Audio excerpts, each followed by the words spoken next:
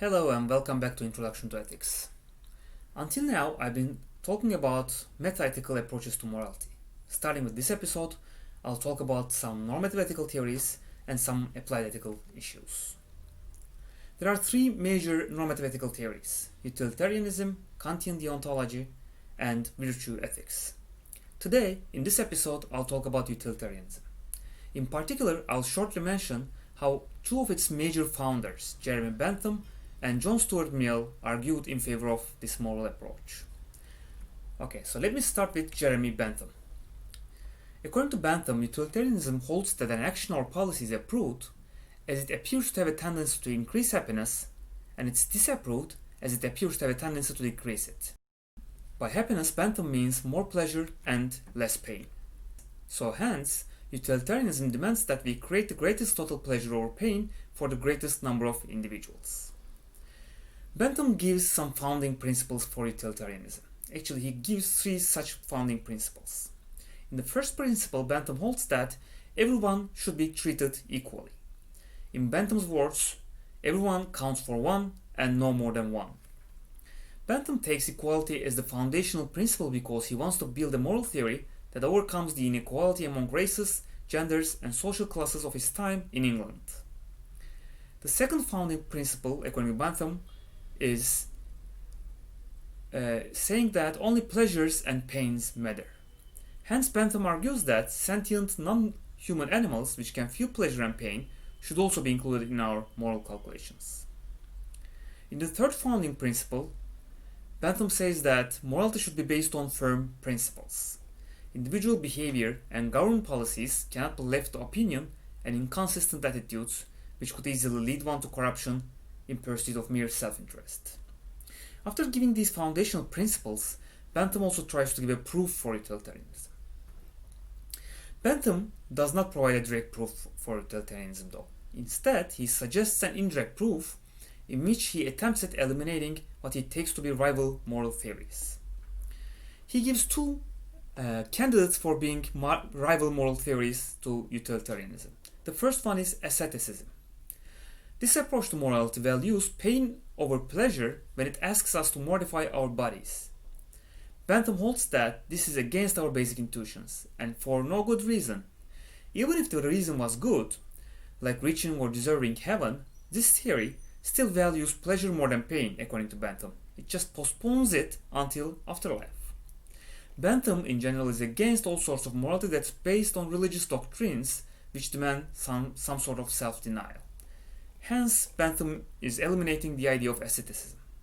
The second candidate for being a rival theory to utilitarianism, according to Bentham, is a moral theory that's based on moral feelings like sympathy and antipathy. Such an understanding of morality grounds values on feelings, but Bentham maintains that this gives no firm ground.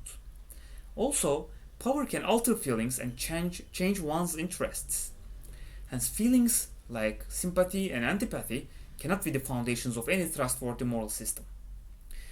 So Bentham says we are left with utilitarianism.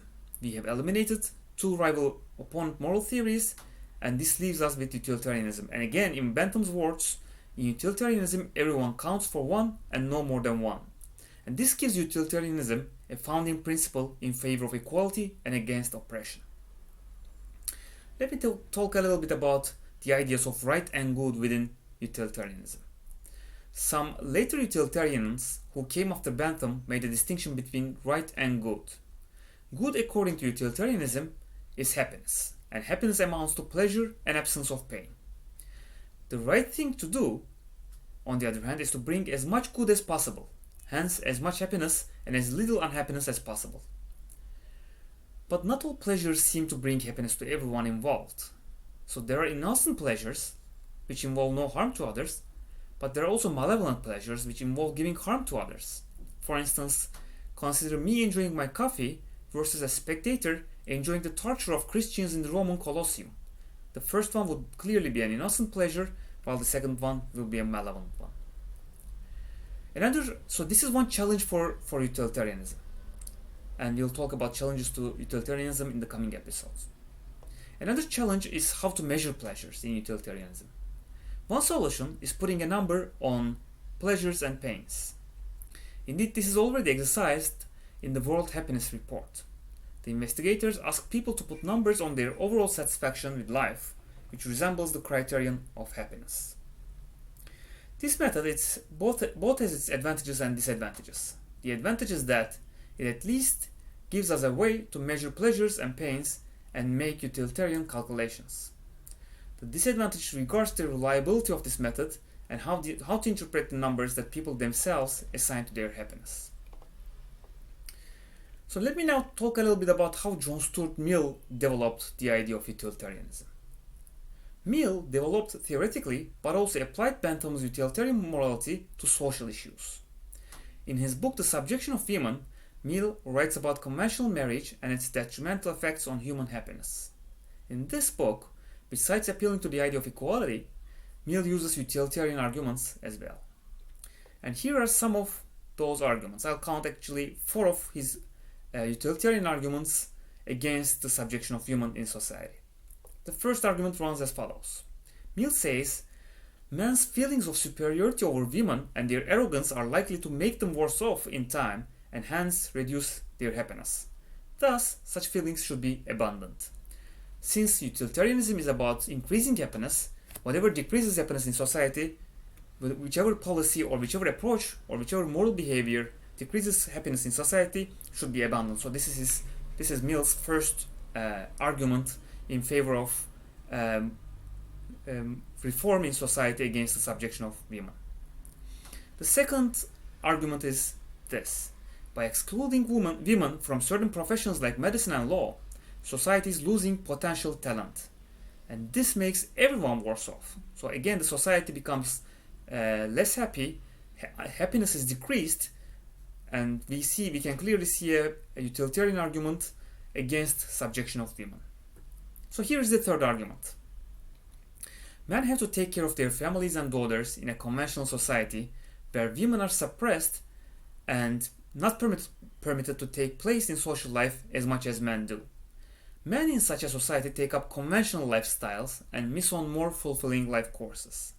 Hence, men's happiness is reduced in this sort of society. Against reduction of happiness in a society should be abandoned, and this is again, for this reason, is a utilitarian argument against subjection of women. And here is the fourth argument. Women lose many chances for personal enjoyment and development. They also suffer weariness and dissatisfaction with life. Again, losing happiness in life and suffering dissatisfaction in life is a utilitarian argument against subjection of women. As we can see, arguments 1 and 3 focus on men's happiness. Second argument focuses on the happiness of society as a whole, and only the fourth argument focuses on women's happiness, but all of the 4 are utilitarian arguments against subjection of women. All in all, Mill's utilitarian theory demands liberation from oppression. Besides using utilitarian theory for social reform, Mill also provides a very simple 2-step proof for utilitarianism. In the first step, Mill argues that happiness is desirable. He argues that something is desirable if it's actually desired by people. Since happiness, or pleasure for that matter, is desired by people, it is desirable. Moreover, since everything else is desired, either because they are accompanied by pleasure or they are a means to pleasure, pleasure is the only thing that's ultimately desirable. This was the first step in Mill's proof in favor of utilitarianism. In the second step, Mill says that general happiness is good for the aggregate of all persons, and hence happiness should be increased for everyone and for the whole society. So this sums up the utilitarian approach that Mill and Bentham has founded, and in the next episode we'll talk about challenges to